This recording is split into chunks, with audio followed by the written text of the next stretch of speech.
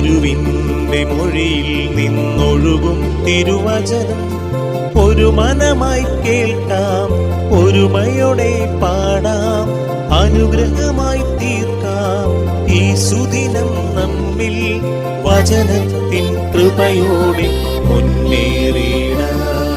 വിശുദ്ധ മർക്കോസ് അറിയിച്ച സുവിശേഷം 4-ാം അധ്യായം 39-ാം തിരുവചനം. അവൻ ഉണർന്ന് കാറ്റിനെ ശ്വാസിച്ചുകൊണ്ട് കടലിനോട് പറഞ്ഞു, അടങ്ങുക, ശാന്തമാവുക. കാറ്റ് ശമിച്ചു, പ്രശാന്തതയുണ്ടായി.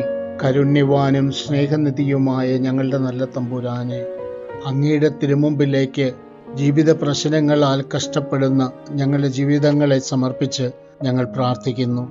നാഥ, അങ്ങേക്ക് മനസ്സുണ്ട് എങ്കിൽ അങ്ങൊരു വാക്ക് കൽപ്പിച്ചാൽ ശാന്തതയുണ്ടാകട്ടെ എന്ന് പറഞ്ഞാൽ ഞങ്ങളുടെ അസ്വസ്ഥതകളെല്ലാം സ്വസ്ഥതകളായി പരിണമിക്കും. നാഥ, ഞങ്ങളുടെ മേൽ കരുണയായിരിക്കണമേ. നമ്മുടെ കർത്താവ് ഈശോമിശിഹായുടെ കൃപയും പിതാവായ ദൈവത്തിന്റെ സ്നേഹവും പരിശുദ്ധാത്മാവിന്റെ സഹവാസവും പരിശുദ്ധ അമ്മയുടെയും നീതിമാനായ മറിയൂസേപ്പിന്റെ മധ്യസ്ഥവും സകല മാലാഖമാരുടെയും സകല വിശുദ്ധരുടെയും സംരക്ഷണവും നൽകി സർവശക്തനായ ദൈവം നിങ്ങളെ ആശീർവദിച്ച് അനുഗ്രഹിക്കട്ടെ, എപ്പോഴും എപ്പോഴും എന്നേക്കും. ആമേൻ. വചനത്തിൻ കൃപയോടെ മുന്നേറി